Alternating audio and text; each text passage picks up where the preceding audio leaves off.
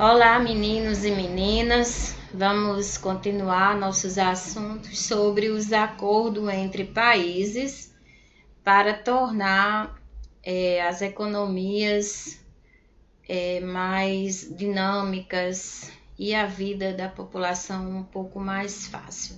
Sabemos que nós não temos tudo que é necessário ser consumido em nossas localidades, por isso que há necessidade desses acordos, né?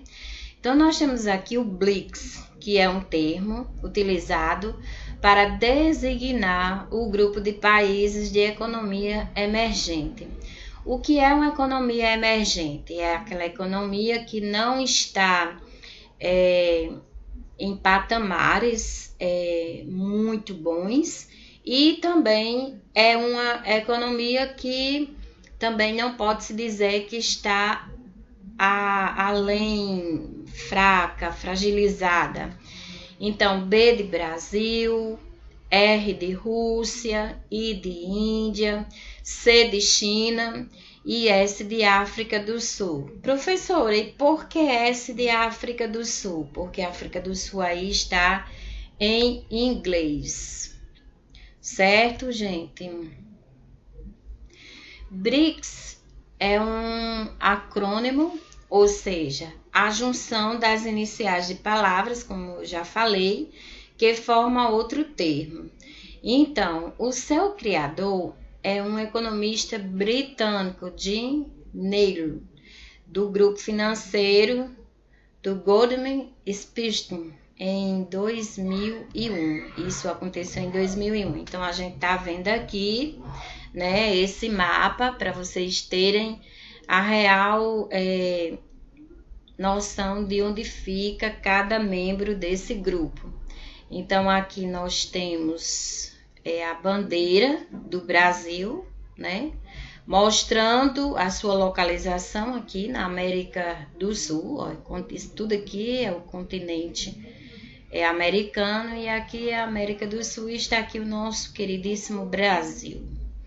Aqui nós temos a Rússia, mostrando aqui, ó, que está na Ásia, né? A Rússia, ela é bem grande, um pedaço na Ásia, um pedaço na Europa.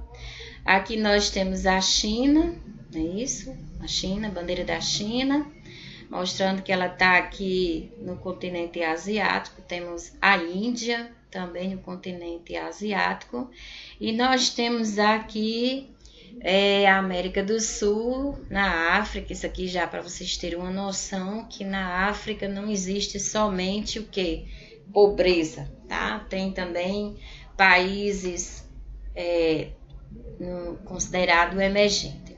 Então, o economista, ele tentava encontrar uma forma de traduzir o crescimento econômico, que seria protagonizado naquela década por esses países: Brasil, Rússia, Índia e China. A América, a África do Sul ainda não estava, né? Por consequente, a expressão era só BRICS, né? Isso se deve ao fato de que vocês já estudaram no 8º ano que primeiro era levado em consideração países desenvolvidos e países subdesenvolvidos. O Brasil, por exemplo, se encaixava nos países subdesenvolvidos, mas a gente sabe que o Brasil, ele é muito extenso, e por ele ser muito extenso, ele tem características diversas. Você vai no Rio Grande do Sul, no Rio Grande do Sul, você vai ver que eles têm uma forma totalmente diferente de se organizar. São estados mais desenvolvidos, industrializados. Quando a gente vai para a região norte, a gente vê que ainda está na questão assim, bem do agronegócio e da extração da madeira. Tá ainda uma coisa bem no seu início de tudo. Então, esse termo aí não foi aceito por todos os países. Depois veio aquela linha que mostrava quem estava a linha traçada era considerado para países do norte, países ricos, e quem era do sul, países pobres, e a gente via que o Brasil também estava lá e também não era correto fazer aquilo. Por isso que veio essa designação de países emergentes. Então, naquele momento, o crescimento brasileiro ainda suscitava dúvida, bem como a Rússia, que estava estagnada, né? E já a China apresentava taxas de crescimento elevadíssimo entre os demais e se destacava no cenário econômico, certo? Então, gente, o Brasil, né, estava nas dúvidas, por quê? Porque ele ainda estava se industrializando aos poucos, e a gente sabe que essa industrialização ela só ocorreu no Sudeste, nos estados de São Paulo, Rio de Janeiro e Minas Gerais. Já a Rússia, ela estava saindo dessas grandes dessa grande crise que foi exatamente a separação da ex-União Soviética. Então ela estava estagnada, estava parada, né? E a China, como a gente está vendo aí, ela ainda hoje está em primeiro lugar com as taxas elevadas, né? Foi preciso até fazer aqueles... não estou lembrada bem, os acordos da partir de 1970, que o casal, a política do filho único, né? Por isso que cada país com as suas dificuldades, tá? Então, o BRIC, ele se constituiu em bloco em 2009 e desde então vários encontros periódicos entre esses países foram realizados, né? Em 2011, mais um país foi agregado. Então, foi a África do Sul. Em 2011, ou seja, há 9 anos atrás, que ele passou a pertencer a esse bloco, digamos assim, né? E quais são os objetivos do BRICS? Institucionalização dos grupos BRICS, né? A criação de um banco de reservas emergenciais para eventuais socorros econômicos, né? Então, o país estava num sufoco econômico, então tinha lá o banco de reserva para socorrer. Fortalecer as economias do país, estabelecer cooperação nas áreas técnicas, científicas, culturais e no setor também acadêmico, né? Então, a gente está vendo aqui uma charge, né?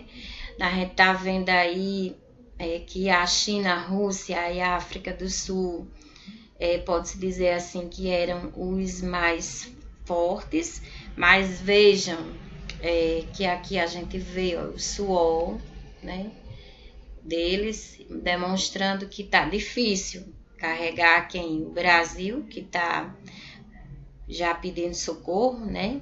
E a Índia está tentando aqui empurrar isso.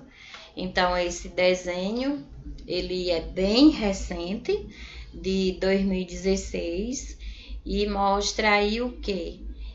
Foi do cartunista Moisés, e mostra bem o que? A situação na qual está se vivendo.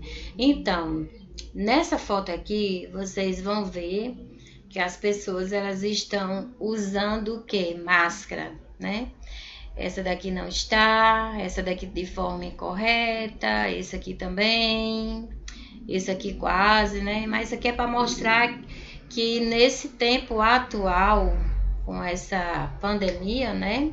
Na Índia houve protestos dispersos de trabalhadores, migrantes desesperados, e amplo trabalho de ajuda humanitária por parte ativista, de redes da sociedade civil, mas pouco protesto organizado, sustentando dadas as condições repressivas da quarentena. Isso mostra o quê?